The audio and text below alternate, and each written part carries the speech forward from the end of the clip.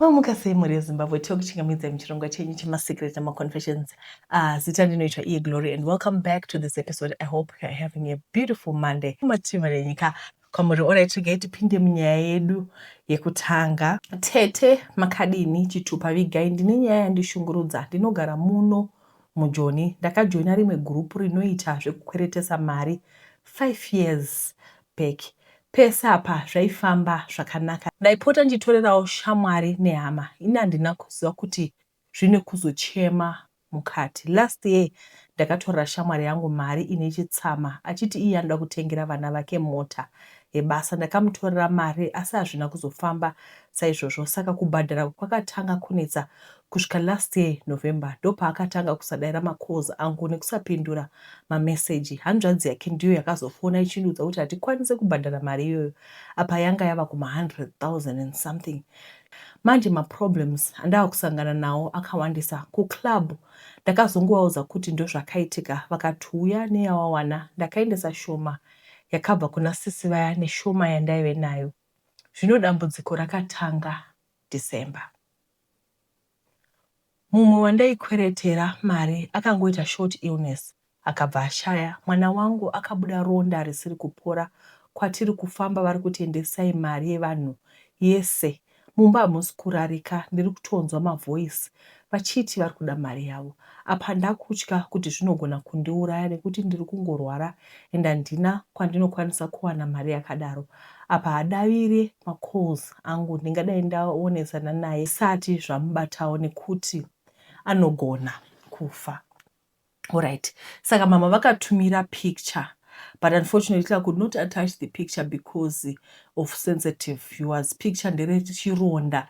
Ronda racho it's deep pachigumwe paruoko rwemwana. Saka vari kuti zvinhu izvi because vakaenda kwadoctor vakanopiwa antibiotics but ronda iri harina kupera, rinotyisa. Saka ndazongovati tengai charcoal because handinoziva kuti charcoal inoshanda.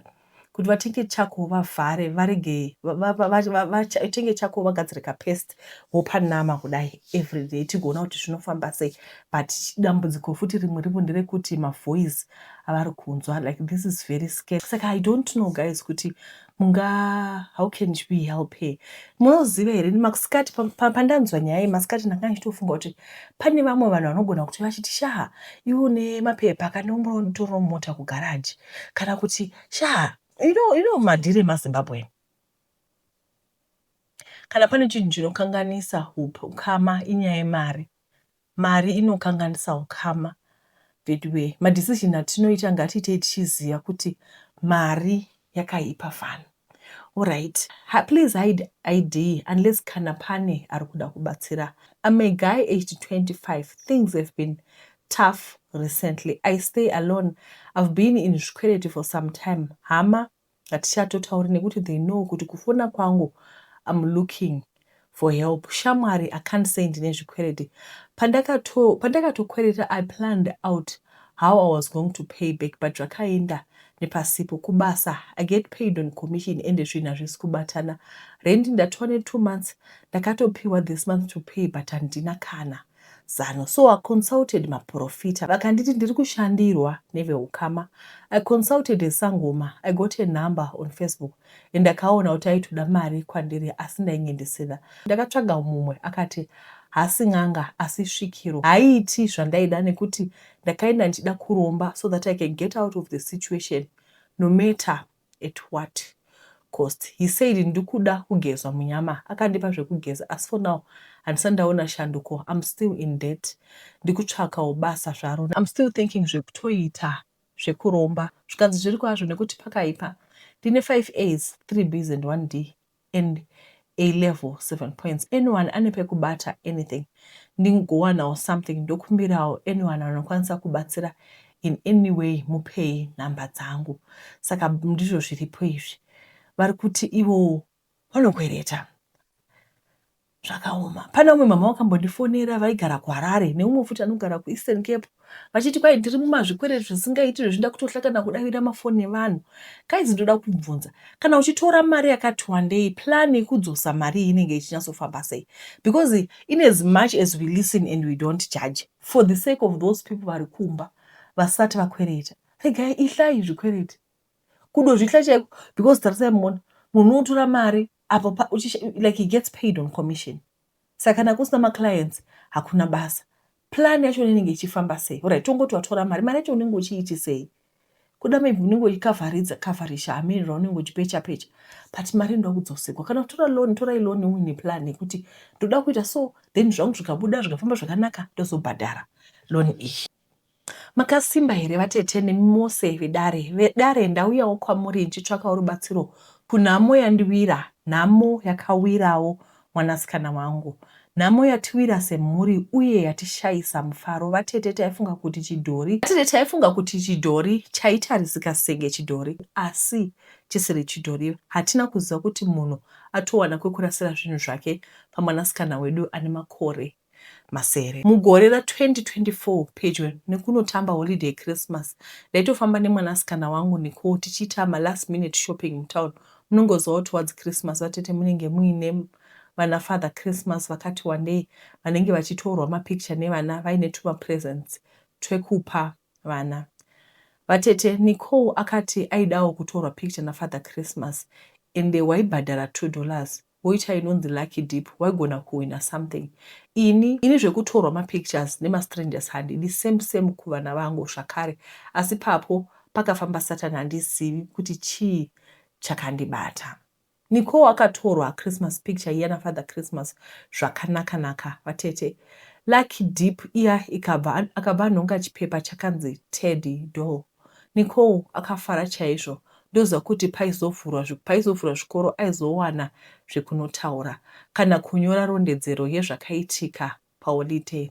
Takaenda kumba pasina kana kuona kuipa kwazviri. Nechemwoyo ndaitoti mwana aita Lucky achawanawo chichamuvaraidza. Ndakasvika ndikaudza baba vemwana zvainge zvaitika, asi vakaratidza kusafara nazvo. Vakati ndaiziva sei kuti Father Christmas uyu aiva Father Christmas chaiye, kana kuti aiva munhu ari disguised as Father Christmas aine zvaakataimira. Ndaingoti nechemwoyo handina zvangu kuzodudza. Ndikati baba Niki vari kunyanya kuona mamovie kuNigeria, musoro mavo makazara hora yoga. Pasina mwedzi chaiwo vatete mashoko baba Nicole akatanga kuzadzikiswa. Ndorangarira umwe musi Nicole takamunzwa achichema kuhope achiti chidhori chainge chauya chichida kumudzipa. Nicole ainge awina aya mazidhori mahombe akakura kunge munhu atingati human sized dolls.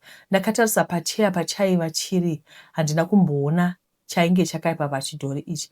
Ndakangoti mwana ari kuita nightmares zvake. Vatete ndakati mwana adzokere kunovata zvakare. Kubva zvapinda chidhori ichi mukati meupenyu hwedu, upenyu hwedu hwakaita manyama amire nerongo, havhu kuchaiyo. Nicole mwana wangu aonda kuita rutsanga ruri mumvura. Vatete chikoro akadorega, anoti kune vanhu vanouya vachida kumutora aende nacho. Dambudziko riripo, ndakatombotora chidhori ichi ndikaisa mubhini chikaenda kumabhini. Ndakatoona mota yeCouncil ichitakura bhini, ndikafara ndikati at least nhamo yandibva. Vatete ndichinodzoka mumba ndakaona chidhori chiya chirimo. Chidhori tena ndakaona nemeso angu chichitorwa chichienda nemadhodho bhini. Ndipo pandakaziva kuti ndaita dambudziko hombe mukati meupenyu hwangu, mukati meupenyu hwemwanasikana wangu. Zvaireva kuti ataiti manightmare ainge asiri manightmare, asi mahora aya vatete aitoita live and direct mumba mangu kumwanasikana wangu. Ndakambozama kupisa, kutenga petrol, kutungidza mechisa, asi chidhori chakaramba kutsva. Zvinhu izvi zvinhu zvataingoona mumahora movie chete, asi zvakutoitika mumba medu. Taona kuti mukwidza wakurema, takambofamba-fambawo kuti tinzwe kuti chii chiri kuitika. Ndipo patakanzwa mashura takanzi chataiti chidhori chaisava chidhori tainge takatenga chikwambo. Profita takaenda akatanga kudonongodza mafambiro ainge aita nyaya. Father Christmas vaisava Father Christmas, asi murombe aiva disguised as Father Christmas. Nemhaka yedisguise vatete hapana akava nekufungira kuti munhu ari kudistributa zvinhu zvakashata. Vatete muprofita uyu akati chikwambo chidhori ichi chandinetsa nokuti taive tachitenga nemari. Ndipo pakavhurika njere dzangu ndikarangarira kuti ndaive ndapa fake Father Christmas mari $2. Taiti lucky dip, izvo munyama, urombwa dip, urombesa chikwambo. Vehama tatambudzwa nechidhori. Vatete ndakaita hwenguruve inozvikanga nemafuta ayo, kuzvitsvakira maproblems, kutsvakira mwanasikana wangu maproblem muupenyu. Samai vakabereka moyo wangu wakaita kutsemuka. Ndichingoti dai hazvo zvakauya pandiri pane kutambudza mwana asina mhosva. Matambudziko ari kusangana nawo ndakaita kuzvitsvakira ndega. Ini nababa nikawo hatichanzwanani. Vari kuti tidzokedzana tanga wabvisa chikwambo chako pamwana wangu. Chava chikwambo changu manje. Vatiri ndinobvuma ndakakanganisa, asi handina kukanganisa nekuda. Ndaiti ndaifadza mwana wangu nguva yeKisimusi ndisingazivi kuti ndakatokakatana nemadambudziko achandisiya ndaonda ndasara musoro. Dai zvinzi chidhori kwambo ichi ndiri kubhenefita, aiwa ndaipemberera. Manje hapana chazviri kundipa. Ndakazvigokera moto musiso vatete. Ndanyora kutsvakawo rubatsiro pano paplatform yenyu kuti kana paina ngazi vavanogona kudhistroya chikwambo chidhori ichi, ndingatenda nekusingaperi.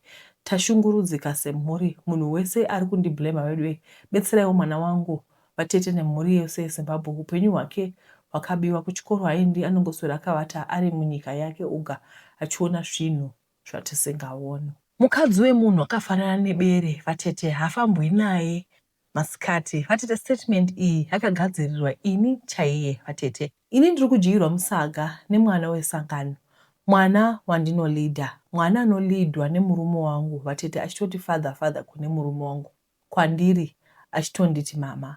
Mama asi behind closed doors vatete. Inaisawo tinozivana takashama zvekuti mama pavanhu ndimama pavanhu, kubata vanhu kumeso, and Isawo ari not behind closed doors zvandinoda. Umwe mwana wandinaye vatete, vana vatinawo ndewaIsawo. Ndiri mombe yakanoitiswa mauta nebhuru rekunext door, ndikauya nemhuri yacho ikava yepamusha. Ukatarisa Isawo nemwana wangu wandichati Tatenda vatete, vane kakufanana kuripo. Sekuti pandandakatakura mwana wangu Tatenda, Enoch ndaisada kumushaya. So pandakabatsirwa mwana wangu vatete, hapana akada kumbosimudza musoro, nokuti papublic ndiri perfect example of how mother mama maimufundisi should behave.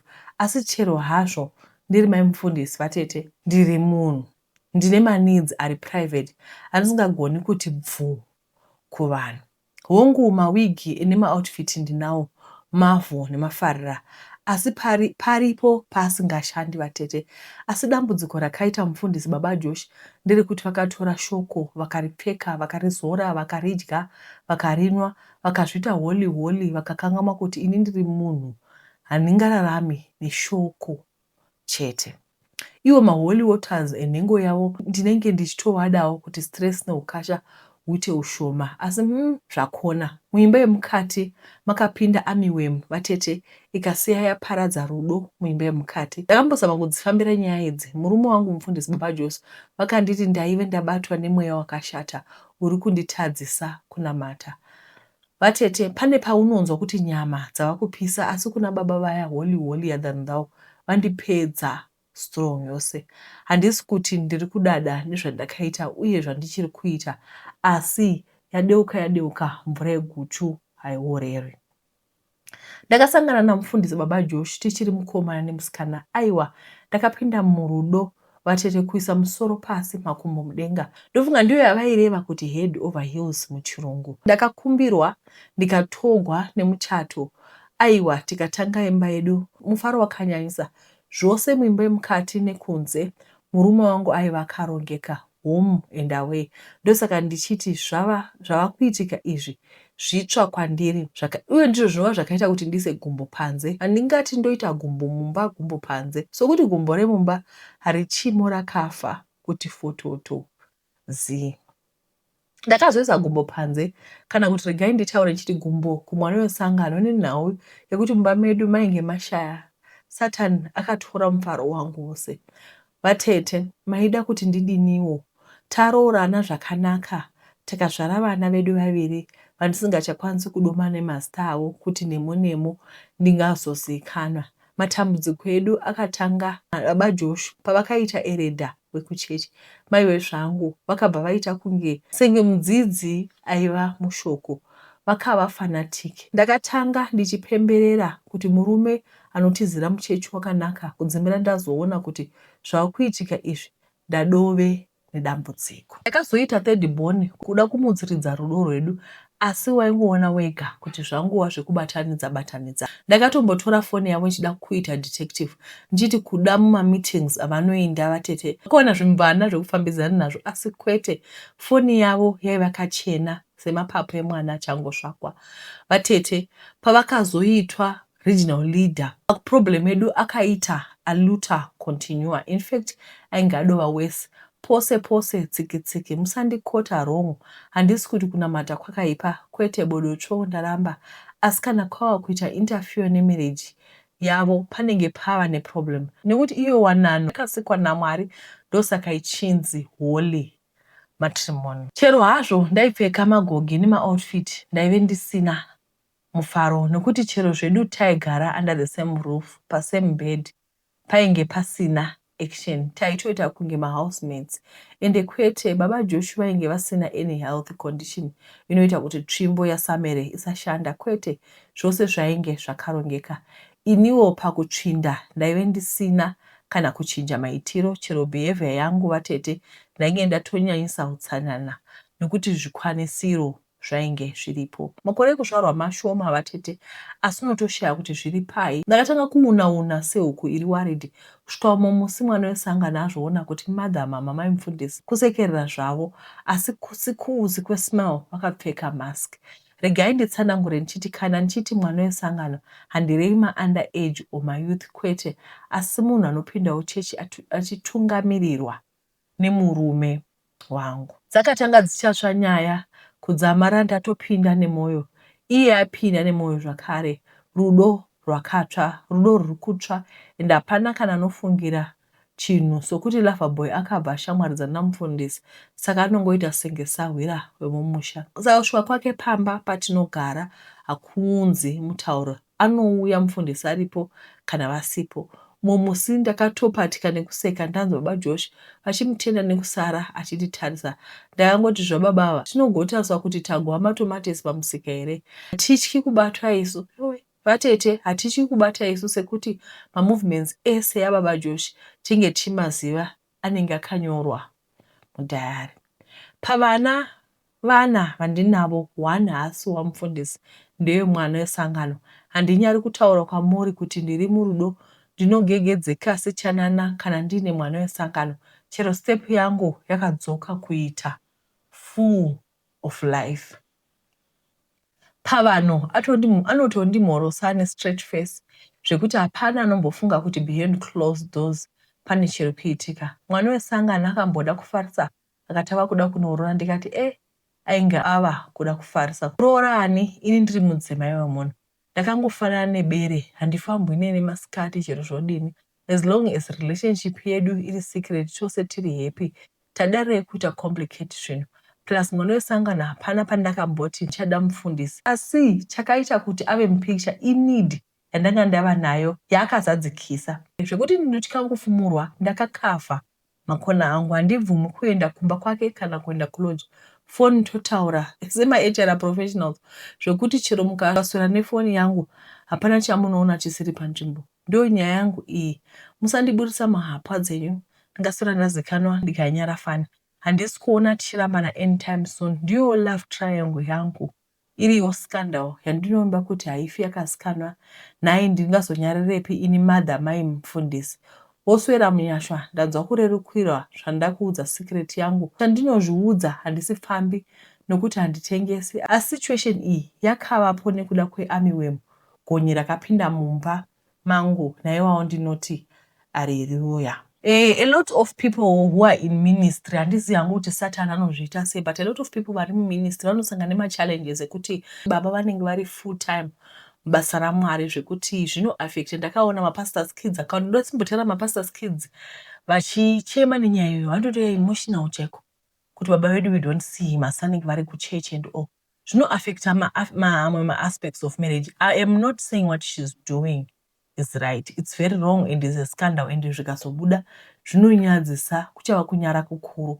But chandikutaura ndechekuti I don't know kuti vanhu vari muministry what can be done kuti mubalance, because madzimai enyu haasi vafundisi. Remember, call iyi ndeyenyu, handiti you are the one who was called to serve.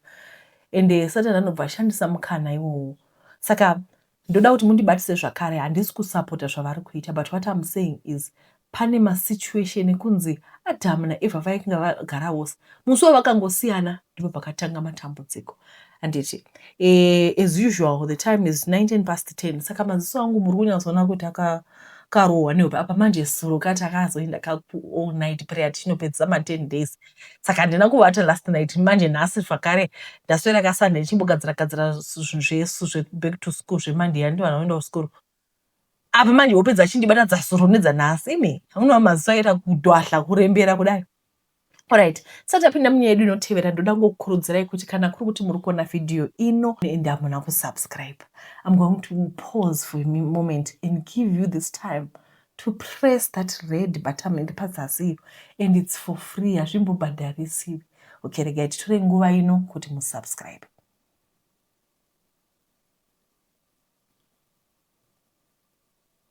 Thank you. Okay, regai tipinde munyaya inotevera. Vatete makadii, nyaya yangu haikurukuruki. Shem, ndaive muwanano nemurume ane mari dzake. Zvose vatete zvaive zvakaringana. Vanhu vachitochiva upenyu hwandairarama. Hapana chandaidya chinovava. Even vabereki aiwa vaive vagere tatata. Iniwo naJames taive tigere zvakanaka. Vatete murudo nemurunyararo. Gore roga rega yaiti kana iri birthday rangu, ndaitengerwa mudziyo wakanaka, ingava motikari kana chimwe, firiji dziya dzinodhura. Chero hazvo tainge tine zvese in terms of material wealth, tainge tisina mbereko. Handizi kuti ndakaenda kumafertility specialist mangani tose naJames, asi taingonzi hapana dambudziko ratiri kuona, mose muri right. Pandakada kuti ndimbotenderera kumaprofita ndinzwe kuti nemhaka yembereko yaitiramba, James wakadya magaka mambishi achivava akati hapana pakambondinetsera mwana.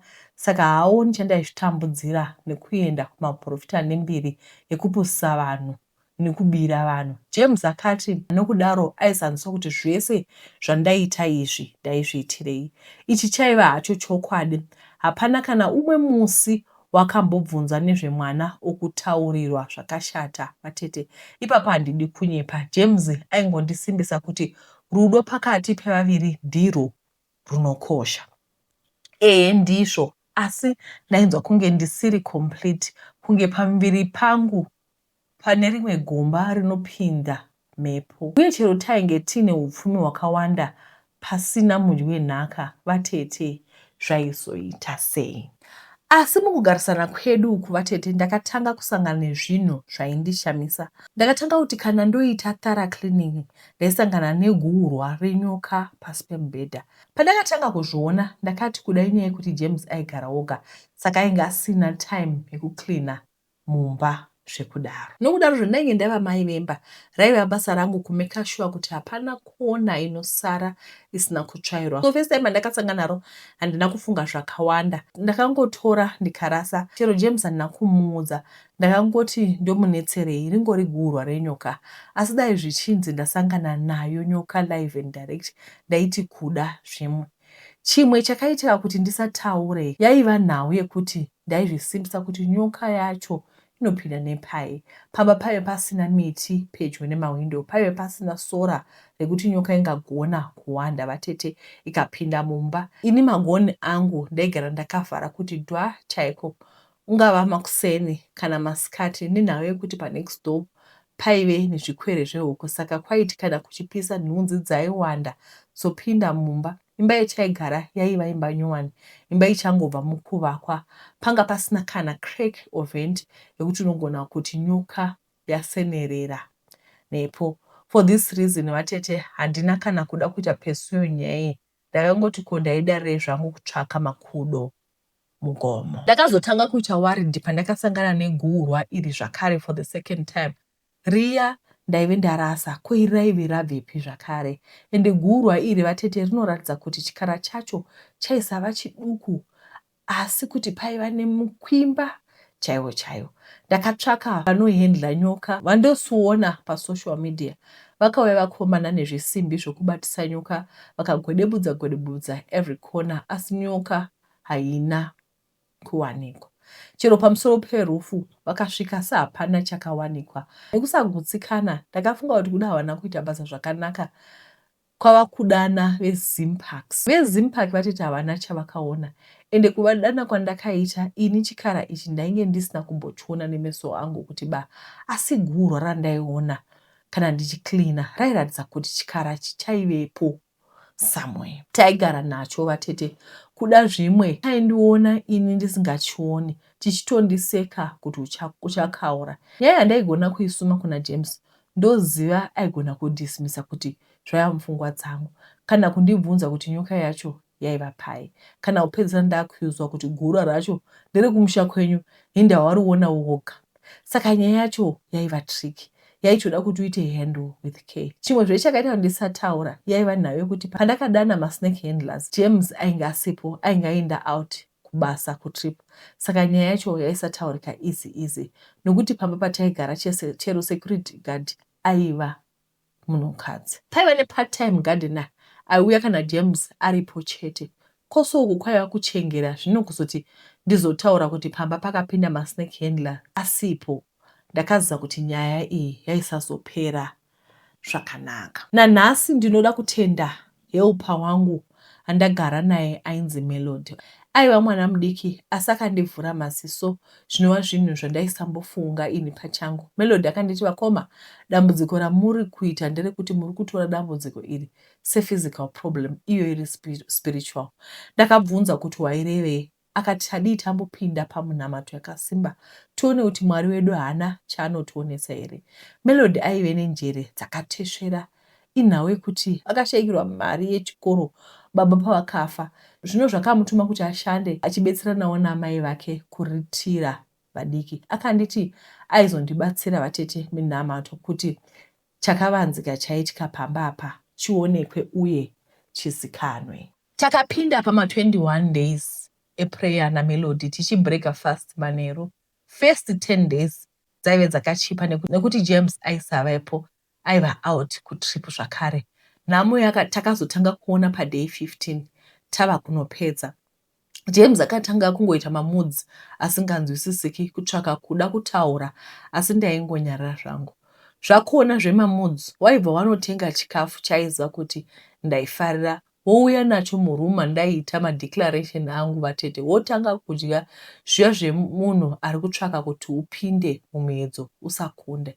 Mindiro yangu ndakaiona paday 19 vatete. Ndakati ndichipedza kugeza ndakuti ndipfeke, ndakanzwa kasound kaya kanoitwa nenyoka kuti ps ps. Kunodai haikuona mani, ndakaona nyoka ichibuda mukist mataisa mablankets vatete, ichiti iende pasi pembedha, zvekuti ndaiva ndisina kusimira neimwe nyaya. Ndakabuda ndichidaidzira kuti Melo, Melo, ndava kufa. Melo akauya iri mhepo akati, vakoma, chii? Ndakanongedza, handina kukwanisa kutaura. Melody akaona hafu yenyoka iva pasi pembedha. Ndati nyoka yaiva yakakura iyoyo. Melo akanditi nditore mhepere, uchi nebepa tiise mundiro tikande pasi pembedha. Yaibuda chete yakachidzwa nemhiripiri. Melo akazviona kuti brain dzangu dzanga dzava useless, dzainge dzisichadhonzi zvakanaka, ndaiva ndarohwa neconfusion. Akanodaidza vavakidzani. Nyoka iya ikaitwa gariro neko tisangane, asi mumba makasara muri mesi, ropa raitsatika everyday everywhere. Kwakutorwa ikapiswa. Takati shura rapera, izvo zvandaive ndaona ndo zvaive zviduku, zvaitevera ndizvo zvikukutu zvaizondisiya ndisina kana neromumuromo. Vatiti ndaiziva kuti James akabuda makuseni aidzoka zuva rovira, asi ndakaona mavhuriro akaitwa gedhe, ndikati hamenyu zvaitika. Tai yakauya yakarembedzwa, James achiita kubongomera mheri, hanzi mauraya mwana wangu. Mwana upi? Tainge tisina mbereko, so mwana aitaura naJames aiva upi? Vatete zvimwe zvaitaura naJames zvaive zvisingachanzwisisiki. Munhu dzaakuita senge brain, pane dzakutasha. Ndakafonera vabereki pamwe nehama dzaigara pedyo kuti ndinzwireiwo zvikutaura naJames. Dzakasvika hama dzaJames achingovava ari payadi. Vakidzani vamwe vainge vachidongorera zvino pamajuraho achingopambauka kuvava, ndauraya mwana wake.